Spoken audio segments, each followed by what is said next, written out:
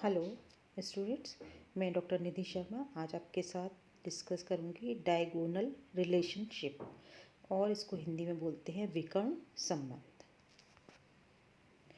देखिए, आवर्त सारणी के दूसरे पीरियड के जो कुछ तत्व होते हैं जैसे एल्कली मेटल और एल्कलाइन अर्थ मेटल्स जैसे कि लिथियम, बेरिलियम, ये अपने ग्रुप के तत्वों के साथ गुणों में समानता प्रदर्शित नहीं करते। जैसे लिथियम है सोडियम के साथ, सोडियम पोटेशियम इनके साथ में समानता प्रदर्शित नहीं करते। इसी तरह से बेरिलियम, मैग्नीशियम इसके साथ में नहीं करता। ये किसके साथ करते हैं?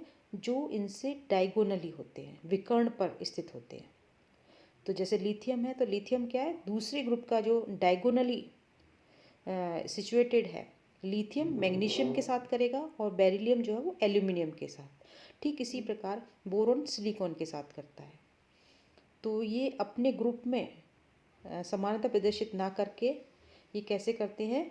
जो इनके विकर्ण पे डायगोनली जो सिचुएटेड है एलिमेंट उसके साथ में समानता प्रदर्शित करते हैं। जैसे लिथियम, मैग्नीशियम। अब हम लेंगे लिथियम और मैग्नीशियम के साथ समानता कि लिथियम की मैग्नीशियम के साथ कैसी समानता है।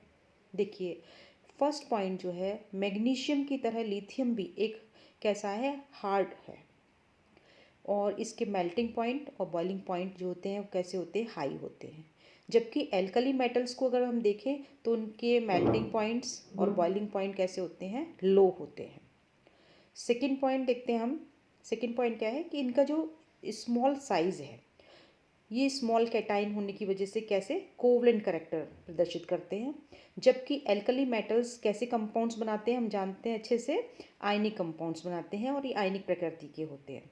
अगर कोवलेंट होंगे, कोवलेंट करैक्टर अधिक होगा तो क्या होगा कि ये वाटर में सॉल्युबल नहीं होंगे, स्पैरिंगली सॉल्युबल होंगे और ऑर्गेनिक सॉल्वेंट्स में ये सॉल्युबल होंगे और ये बैड कंडक्टर ऑफ इलेक्ट्रिसिटी होंगे, है ना। चलिए नेक्स्ट लेते हैं हम कि अब देखिए इसमें लिथियम जो है, लिथियम का जो हाइड्रोक्साइड बनता है LiOH, ये बहुत वीक बेस है। वीक बेस होने के कारण क्या है? लिथियम क्लोराइड जो है वो जल अपघटित होता है। जबकि अन्य जो क्षार धातु हैं, एल्कली मेटल्स हैं, उनके क्लोराइड जल अपघटित नहीं होते, वाटर में डिसोसिएट नहीं होते। नेक्स्ट पॉइंट है कि ये मैग्नीशियम की तरह ही लिथियम एयर के साथ रिएक्ट करके मोनोऑक्साइड बनाता है, जबकि अन्य क्षार धातुएं क्या बनाती हैं? परऑक्साइड और सुपर ऑक्साइड्स बनाती हैं। ये मैग्नीशियम की भांति यह कार्बन के साथ संयोग करके क्या बनाता है? ये मेटेलिक कार्बाइड्स बनाता है। जबकि अन्य क्षार जो एलिमेंट्स हैं इस ग्रुप के, उनके अंदर ये गुण नहीं होता है। मैग्नीशियम की भांति यह नाइट्रोजन के साथ नाइट्राइड भी बनाता है, जबकि और धातुएं अगर हम देखें तो क्या है? वो नाइट्राइड नहीं बनाती। इसके अलावा क्या है? देखिए कि जो लिथियम के हाइड्रोक्साइड हैं, कार्बोनेट हैं, नाइट्रेट हैं, अगर इनको हम गर्म करें तो क्या होगा? ये डिकम्पोज होके लिथियम ऑक्साइड बना देंगे। जबकि अन्य जो एल्कली मेटल्स होते हैं वो केवल नाइट्रेट ही उनके विघटित होते हैं और वो विघटित भी कैसे होते हैं? नाइट्राइट में। जबकि लिथियम व मैग्नीशियम की तरह भांति ऑक्साइड नहीं बनाते। देखिए यहाँ पर देखेंगे हम रिएक्शन, लिथियम हाइड्रोक्साइड है, ये किस में हो रहा है? लिथियम ऑक्साइड में। और इसी तरह से लिथियम का कार्बोनेट अगर देखें तो भी लिथियम ऑक्साइड में और कार्बन डाइऑक्साइड, है ना। तो लिथियम नाइट्रेट किस में हो रहा है? लिथियम ऑक्साइड में।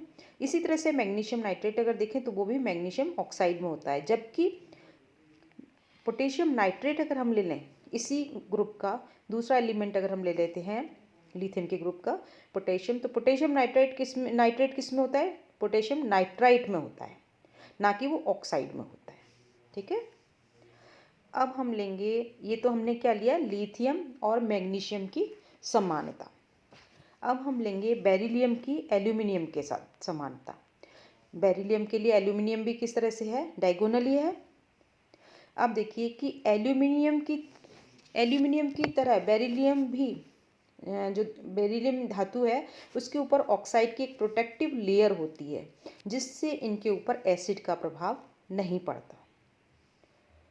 सेकेंड पॉइंट है इसका कि जिस प्रकार एल्यूमिनियम क्षारों के साथ रिएक्ट करके कॉम्प्लेक्स आयन बनाते हैं, जैसे देखिए AlOH4-1 है ना, इसी तरह से बेरिलियम भी बनाता है। बेरिलियम क्या बनाएगा, BeOH4-2-।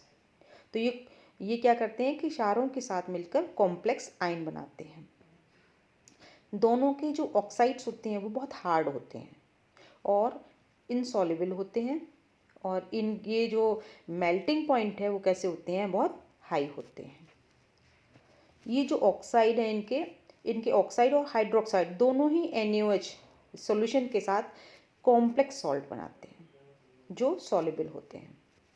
अब इसका फोर्थ पॉइंट जो है वो क्या है कि बेरिलियम व एल्यूमिनियम दोनों ही फ्लोराइड के साथ कॉम्प्लेक्स आयन बनाते हैं।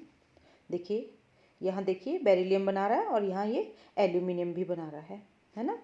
तो बेरिलियम बना रहा है BeF4-2- और ये हो गया AlF6-3-।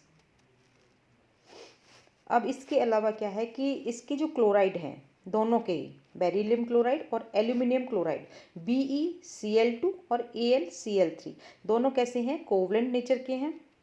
और कोवलेंट नेचर के होने की वजह से क्या होगा, ये ऑर्गेनिक सॉल्वेंट में सॉल्युबल होंगे और ये लुईस एसिड की तरह व्यवहार करते हैं। आप जानते भी होंगे AlCl3 लुईस एसिड है, BeCl2 भी क्या है, एक लुईस एसिड की तरह बिहेव करता है।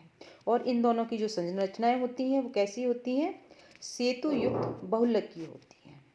ठीक है। अब देखिए इनकी जो स्मॉल साइज़ है, स्मॉल साइज़ होने की वजह से क्या होता है कि इनके जो कंपाउंड्स होते हैं उनमें कोवलेंट कैरेक्टर अधिक होता है। जैसे एल्यूमिनियम, इसके यौगिक कैसे होते हैं, कोवलेंट कैरेक्टर अधिक होता है, जबकि जो एल्कलाइन अर्थ मेटल और एल्कली मेटल के कंपाउंड्स देखेंगे तो कैसे होते हैं, आयनिक कंपाउंड्स होते हैं। लेकिन इनके कैसे होते हैं, स्मॉल साइज होने की वजह से कोवलेंट कंपाउंड्स होते हैं।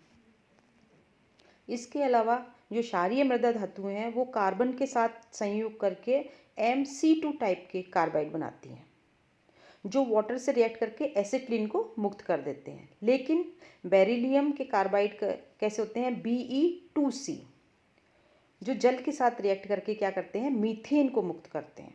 इसी तरह से एल्यूमिनियम का कार्बाइड अगर देखें हम तो Al4C3 की भांति ये भी क्या करता है, मीथेन को मुक्त करता है। अभी आप देखिए यहाँ पे कैल्शियम हमने ले लिया, इसी ग्रुप का एलिमेंट ले लिया कैल्शियम कार्बाइड CaC2। देखिए ये MC2 टाइप का कार्बाइड बनाया इसने और वाटर के साथ में रिएक्ट करके क्या किया, एसिटिलीन को मुक्त कर दिया। जबकि बेरिलियम के कार्बाइड और एल्यूमिनियम कार्बाइड वाटर से रिएक्ट करके क्या कर रहे हैं, मीथेन को मुक्त करते हैं। अब एल्यूमिनियम की भांति बेरिलियम भी परऑक्साइड नहीं बनाता, जबकि अन्य जो एल्कलाइन अर्थ मेटल्स हैं वो क्या करते हैं, परऑक्साइड्स बनाते हैं। अब देखिए ये जो डायगोनल रिलेशनशिप प्रदर्शित करते हैं तो ये क्यों करते हैं, इनकी क्या रीज़न है। एक तो देखिए इनका जो एटॉमिक एंड आयनिक रेडियाई है और दूसरा क्या है, इनकी इलेक्ट्रोनेगेटिविटी।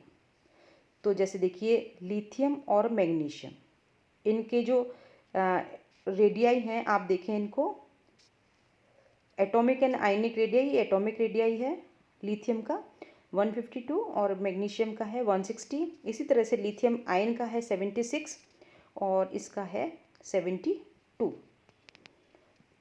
इसी तरह से आप इसका अगर देखें बेरिलियम के और एल्यूमिनियम के ऑलमोस्ट सेम है, बेरिलियम आयन और एल्यूमिनियम आयन के भी कैसे हैं, ऑलमोस्ट सेम है। इसकी वजह से जो समानता है इनकी एटॉमिक एंड आयनिक रेडियाई में, उसके कारण ये डायगोनल रिलेशनशिप प्रदर्शित करते हैं। और एक डायगोनल रिलेशनशिप का दूसरा कारण है इनकी जो इलेक्ट्रोनेगेटिविटी है उसका मान भी लगभग समान होता है। देखिए कैसे, लिथियम और मैग्नीशियम, बेरिलियम एल्यूमिनियम और बोरोन सिलिकॉन अगर देखें तो इनके इलेक्ट्रोनेगेटिविटी के मान कैसे हैं, वो भी लगभग समान है। ठीक है स्टूडेंट, समझ में आ गया आपको? Okay, thank you.